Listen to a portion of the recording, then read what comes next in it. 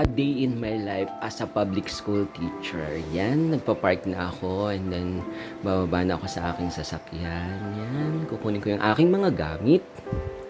Bababa ko, yan, pupunta ako sa aking classroom. Yan, dala-dala ko yung mga gamit, laptop, bag, and then yung kaunti kong pa-birthday gift do sa magbe-birthday ngayong araw na to. Yan, lalakad ako, punta ako sa aking classroom. Then, yan, binati ako ng SSLG President, si Ira, si mahihain pa si Grita. Yan, pumasok na ako sa classroom, bumati ako. Hello, good morning sa inyong lahat. Yan, nahiya pa ang birthday boy.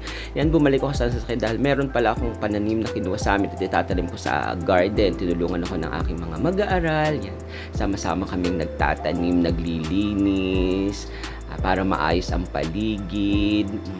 Maayos ang aming garden. Yan, sa loob ng classroom nagpapalinis ako. And then yan, umupo na ako. And then yun, uwi na ulit ako sa hapon. Bye!